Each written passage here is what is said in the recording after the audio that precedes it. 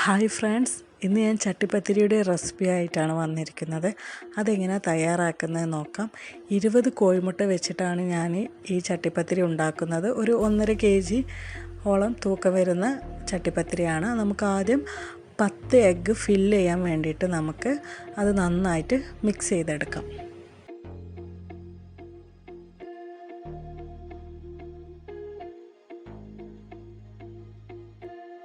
അപ്പോൾ നമ്മുടെ 10 എഗ്ഗ് നന്നായിട്ട് മിക്സ് ചെയ്യാം. നന്നായിട്ട് നമ്മുടെ എഗ്ഗൊക്കെ നന്നായിട്ട് മിക്സ് ആവണം.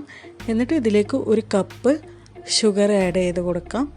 1/4 ടീസ്പൂൺ ഉപ്പും ചേർത്ത് നന്നായിട്ട് മിക്സ് ചെയ്യാം. മിക്സ് ചെയ്തതിന് ശേഷം 1/4 ടീസ്പൂൺ ഏലക്കായ് പൊടിച്ചതും കൂടി ചേർത്ത് കൊടുത്തിട്ട് നമുക്കിത് നന്നായിട്ട് മിക്സ് ചെയ്ത് കൊടുക്കാം. നമ്മുടെ ഷുഗറൊക്കെ നന്നായിട്ട് മിക്സായി വരണം, നല്ല ഫില്ലിങ് റെഡി ആവുള്ളൂ. അപ്പോൾ നന്നായിട്ട് മിക്സ് ചെയ്യാം. അപ്പോൾ നമ്മുടെ മിക്സിങ് റെഡി ആയിട്ടുണ്ട്. അതിന് ശേഷം ഒരു പാൻ വെച്ചിട്ട് 2 ടേബിൾ സ്പൂൺ ഓയിൽ ഒഴിച്ചിട്ട് അണ്ടിപ്പരിപ്പും മുന്തിരിയും നമുക്കൊന്ന് വറുത്തെടുക്കാം. എൻ്റെ കയ്യിൽ കുറച്ച് അണ്ടിപ്പരിപ്പും മുന്തിരിയുള്ളൂ, അതുകൊണ്ട് ഞാൻ കുറച്ചാണ് എടുത്തിരിക്കുന്നത്. ഇത് കൂടുതൽ ഇഷ്ടമുള്ളവർക്ക് കൂടുതൽ ആഡ് ചെയ്യാവുന്നതാണ്. അപ്പം എൻ്റെ കയ്യിൽ ഇതോ ഉള്ളായിരുന്നു, അപ്പോൾ അത് വെച്ച് ഞാൻ ആക്കിയതാണ്. അപ്പോൾ കൂടുതൽ ആവശ്യമുള്ളവർക്ക് കൂടുതൽ എടുക്കാം. അതേ പാനിലേക്ക് തന്നെ നമ്മൾ നേരത്തെ മിക്സ് ചെയ്ത് വെച്ച എഗ്ഗ് ഒഴിച്ച് കൊടുക്കുകയാണ്. നമുക്കിതൊരു ചില്ലി രൂപത്തിൽ ആക്കിയെടുക്കാം. അപ്പോൾ നമ്മൾ ഈ എഗ്ഗ് നന്നായിട്ട് മിക്സ് ചെയ്തുകൊണ്ടേ നിൽക്കാം, എന്നാലേ ഇത് ചില്ലി രൂപത്തിലായിട്ട് വരുള്ളൂ. അപ്പോൾ നമുക്കിത് നന്നായി മിക്സ് ചെയ്തിട്ട് ചില്ലി രൂപത്തിലാക്കിയെടുക്കാം. അപ്പോൾ നമ്മുടെ എഗ്ഗ് നന്നായി ചില്ലി രൂപത്തിലായിട്ട് വന്നിട്ടുണ്ട്. ഇനി നമുക്കിതൊന്ന് ചൂടാറാൻ വെക്കാം. ഇനി നമുക്കിതിലേക്കുള്ള മാവ് റെഡിയാക്കാം. ഞാൻ എടുത്തിരിക്കുന്നത് 300 ഗ്രാം മൈദയാണ്. കുറച്ച് ഉപ്പ്, പിന്നെ ഒരു 2 ടേബിൾ സ്പൂൺ ഓയിലും കൂടി ചേർത്ത് നമുക്ക് പച്ചവെള്ളത്തിൽ നമ്മുടെ മാവ് നന്നായിട്ട് കുഴച്ചെടുക്കാം. ചപ്പാത്തിക്കൊക്കെ കുഴക്കുന്ന പോലെ തന്നെ നന്നായിട്ട് കുഴച്ചെടുക്കാം.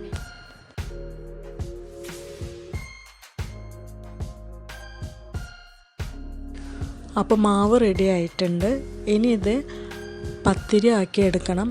നമ്മളുണ്ടാക്കുന്ന പാത്രത്തിൻ്റെ മൂടിക്ക് അനുസരിച്ചിട്ടുള്ള വലുപ്പത്തിലാണ് നമ്മൾ പത്തിരി ഉണ്ടാക്കിയെടുക്കേണ്ടത്. അപ്പോൾ നമ്മൾ പൂരിനെക്കാട്ടി കുറച്ച് വലുപ്പത്തിൽ മാവ് എടുത്തിട്ട് നല്ല നൈസാക്കി പരത്തണം. ഞാൻ 3 ലെയർ ആക്കിയിട്ടാണ് ഇവിടെ പരത്തുന്നത്. അപ്പോൾ നമുക്ക് ഓരോ ഉരുളകളാക്കി എടുത്തിട്ട് 3 ലെയറാക്കി പരത്തിയെടുക്കാം. അപ്പോൾ ഒരു ഉരുള എടുത്തിട്ട് കുറച്ച് മൈദ ഇട്ടിട്ട് നമുക്ക് പൂരിൻ്റെ വലുപ്പത്തിൽ ആദ്യം പരത്തിയെടുക്കാം.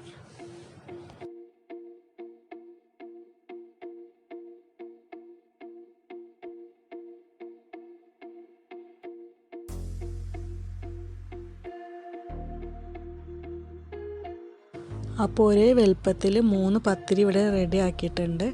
നമുക്കൊരു പത്തിരി എടുത്തിട്ട് അതിൻ്റെ മുകളിൽ കുറച്ച് ഓയിൽ സ്പ്രെഡ് ചെയ്ത് കൊടുത്തിട്ട് കുറച്ച് മൈദപ്പൊടിയും കൂടി ആഡ് ചെയ്ത് കൊടുക്കാം.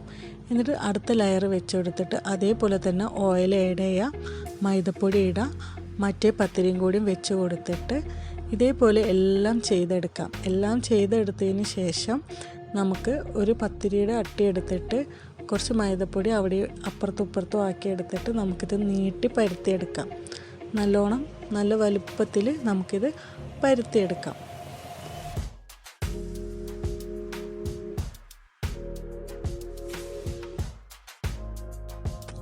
പത്തിരി നന്നായി നീട്ടി പരത്തിയതിന് ശേഷം നമുക്ക് മൂടി വെച്ച് ഒന്ന് ടെസ്റ്റ് ചെയ്ത് നോക്കാം. അപ്പോൾ കറക്റ്റാണ്.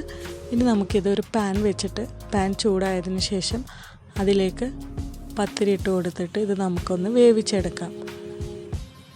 ജസ്റ്റ് ഒന്ന് ചുട്ടെടുക്കുകയുള്ളൂ പത്തിരി. നമുക്ക് ഒന്ന് നല്ലോണം പ്രസ് ചെയ്ത് കൊടുക്കണം. നമുക്ക് ഓരോ ലെയറായിട്ട് ഇതൊന്ന് പത്തിരി എടുക്കാനുള്ളതാണ്.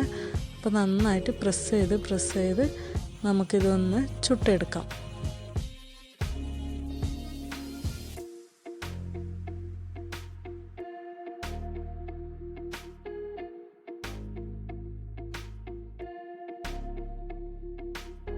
അപ്പോൾ നമ്മുടെ പത്തിരി ജസ്റ്റ് ഒന്ന് ആയി വന്നിട്ടുണ്ട്. ഇനി നമുക്കിത് ലെയർ മാറ്റിയെടുക്കാം.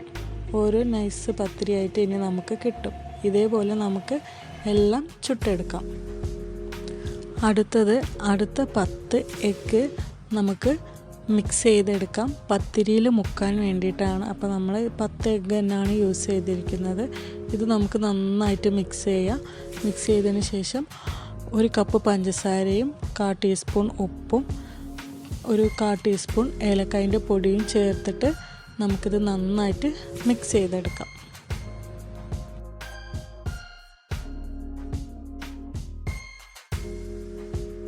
അപ്പോൾ നന്നായിട്ട് മിക്സ് ചെയ്തിട്ടുണ്ട്. 13 പത്തിരിയാണ് ഞാനിവിടെ എടുത്തിരിക്കുന്നത്. പിന്നെ ഇനി നമുക്കിത് ഫില്ല് ചെയ്യാം. അപ്പോൾ നമ്മൾ നേരത്തെ തയ്യാറാക്കി വെച്ചിരിക്കുന്ന എഗ്ഗ് ഒന്ന് നന്നായിട്ട് ഉടച്ച് കൊടുക്കാം.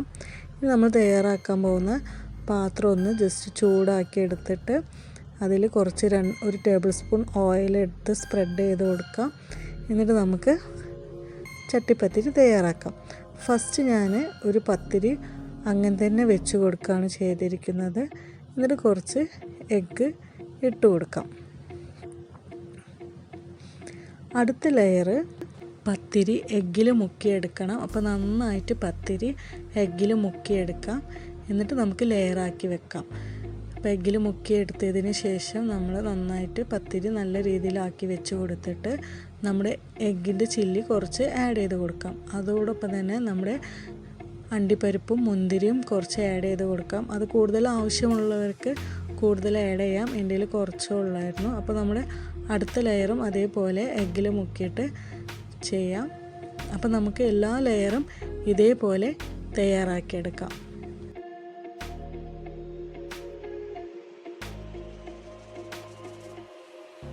അപ്പോൾ ലാസ്റ്റ് ലെയർ ആയിട്ടുണ്ട്. ലാസ്റ്റ് ലെയറിൽ നമ്മൾ കുറച്ച് തോനെ എഗ്ഗ് ആഡ് ചെയ്യണം. അപ്പോൾ നന്നായിട്ട് നമ്മൾ കുറച്ച് എഗ്ഗ് എല്ലായിടത്തേക്കും നന്നായിട്ട് സ്പ്രെഡ് ചെയ്ത് കൊടുക്കാം. എന്നിട്ട് ബാക്കി വരുന്ന എഗ്ഗ് നമുക്കിതിൻ്റെ മുകളിൽ ഒഴിച്ചു കൊടുക്കാം. എന്നിട്ട് എല്ലാ ഭാഗത്തും ആക്കി കൊടുക്കാം. അതിന് ശേഷം നമ്മുടെ അണ്ടിപ്പരിപ്പും മുന്തിരിയും ആഡ് ചെയ്ത് കൊടുക്കാം. നന്നായിട്ട് വിതറി കൊടുക്കാം. പിന്നെ 1 ടേബിൾ സ്പൂൺ നെയ്യും ആഡ് ചെയ്ത് കൊടുത്തിട്ട് നമുക്കിത് ഗ്യാസിൽ വെക്കാം. അപ്പോൾ നമ്മളിത് ഗ്യാസിൽ വെക്കുമ്പോൾ ഒരു തട്ട് വെച്ച് കൊടുക്കണം. അതിൻ്റെ മുകളിൽ വേണം നമ്മൾ ഈ പാത്രം വെച്ച് കൊടുക്കാൻ. ഒരു 1/2 ഹവറാണ് ഇത് വേവാൻ വേണ്ടിയിട്ട്. അപ്പോൾ നമുക്ക് വെയിറ്റ് ചെയ്യാം. അപ്പോൾ 1/2 ഹവറിന് ശേഷം നമുക്കൊന്ന് ഇത് ഒരു കൊള്ളി വെച്ചിട്ട് നമുക്ക് കൊത്തി നോക്കാം. ഉള്ളിലൊക്കെ വെന്തിക്കണോ നോക്കാം. അപ്പോൾ നമ്മൾ ഉള്ളിലൊക്കെ വെന്തിട്ടുണ്ട്.